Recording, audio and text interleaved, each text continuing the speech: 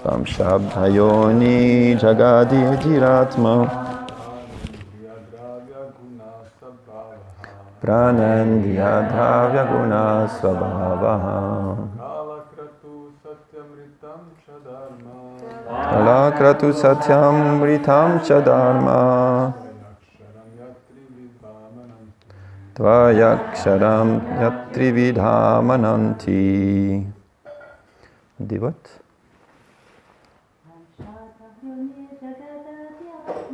Tvam Shabdayoni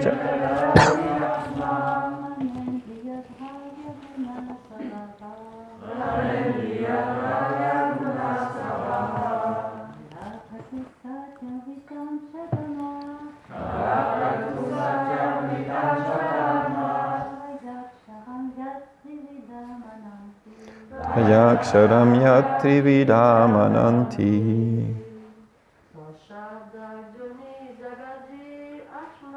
Tvam Shabdayoni Jagadiratma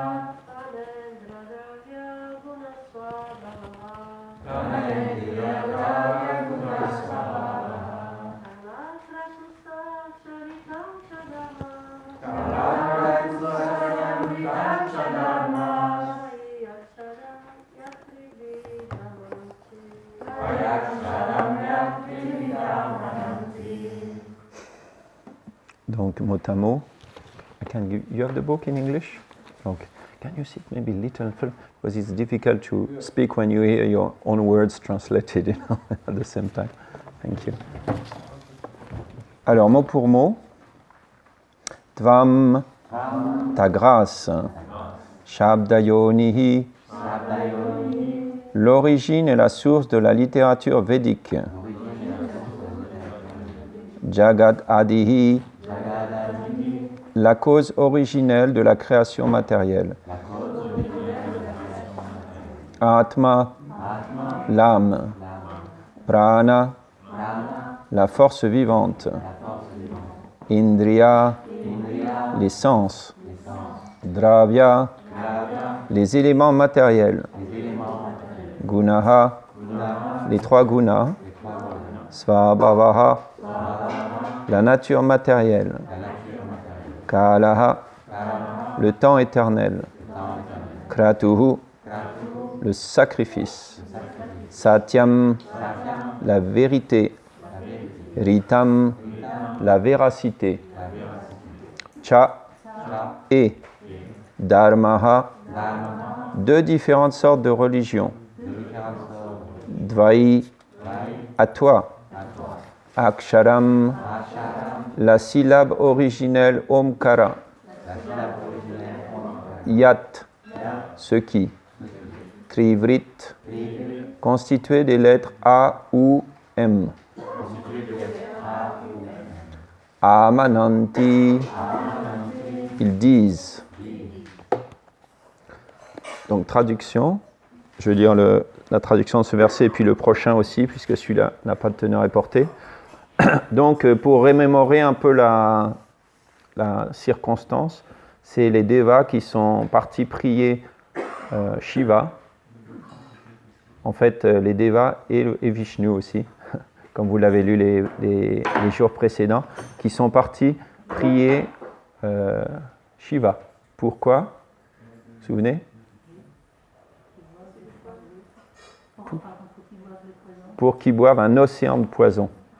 Donc là, en fait, ils sont en train d'adresser des prières à Shiva, mais en vérité, Prabhupada explique que sinon ça peut porter à confusion. Srila Prabhupada explique qu'en fait, ici, même si Shiva, on dirait qu'il est adressé il s'adresse à lui comme s'il s'adressait à Dieu, en fait, au Créateur, etc. C'est parce que Shiva, dans ce cas-là, représente Vishnu.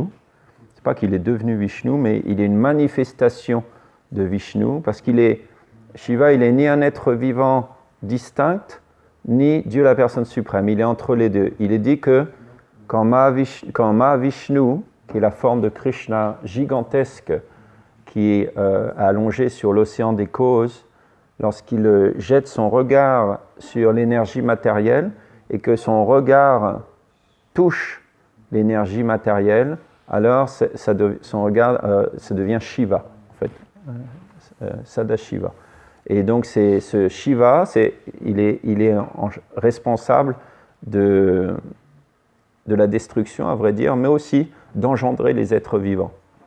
Donc, mais ici, ayons bien soyons clairs, c'est qu'en fait ces versets s'adressent en fait à Dieu, la personne suprême. Donc la traduction du verset 25. Tu es la source originelle de la littérature védique, la cause originelle de la création matérielle, de la force vivante, des sens, des 5 éléments, des 3 modes d'influence matérielle et du Mahatattva. Tu es le temps éternel, la détermination et les devoirs religieux appelés vérité, satya, et véracité, rita. En toi réside la syllabe Om qui est constituée des 3 lettres A ou M. En fait, on peut dire cette prière à Radha Govinda Madhava qui sont ici présents, à Krishna, qui est l'origine, Dieu la personne suprême. Donc c'est à lui que s'adressent ces prières. Le verset suivant, verset 26, je vais le lire tout seul donc.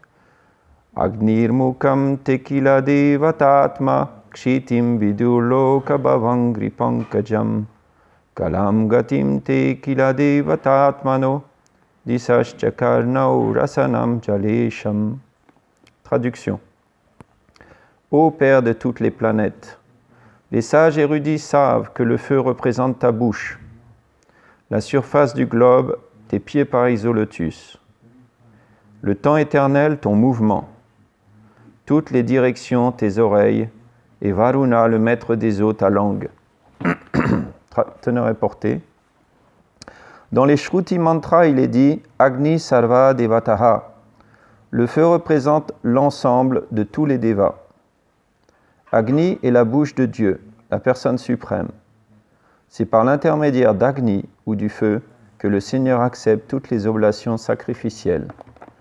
Om Maganati Minandasya Ganajana Saraka Shikshuni Tangana Tasmashi Gurave Namaha.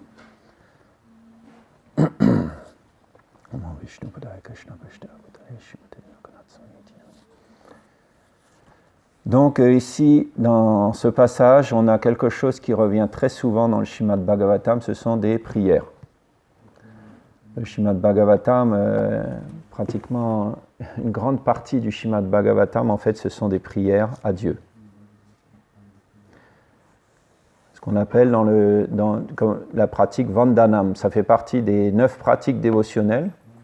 Donc l'écoute, Shavanam, Kirtanam, le chant, Smaranam, le souvenir des gloires de Dieu, Krishna, et Vandanam, Archanam, Vandanam, Dasyam, Sakyam, Atmanivedam, Vandanam, la prière, offrir des prières. Donc, lorsqu'en général on offre des prières, on a une idée derrière la tête. En général, on va voir que toutes les fois où les devas offrent des prières dans le Srimad Bhagavatam, en général, c'est pour demander de l'aide à Vishnu, pour demander, s'il te plaît, protège-nous et redonne-nous nos opulences matérielles, en général. Prière des devas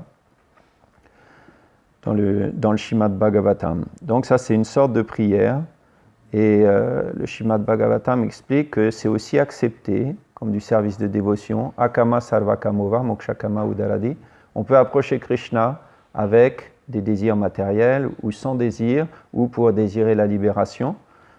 Et dans tous les cas, on doit adorer Krishna Tivrena Bhakti Yogena, avec beaucoup de détermination, beaucoup de force. Donc ici, on voit les devas sont déterminés parce que en fait, c'est pas juste les devas, hein, c'est tous les Prajapatis, ça veut dire c'est les devas, les asuras, tout le monde s'est mis ensemble. Ils sont tous. On peut imaginer les scènes du Srimad Bhagavatam, c'est des scènes vraiment merveilleuses, un océan de lait, une montagne, Mont Mandara gigantesque, une tortue qui fait 1 300 000 km, je crois. Pour Dieu, c'est pas beaucoup. Il est illimité, donc pour lui, c'est encore une forme limitée.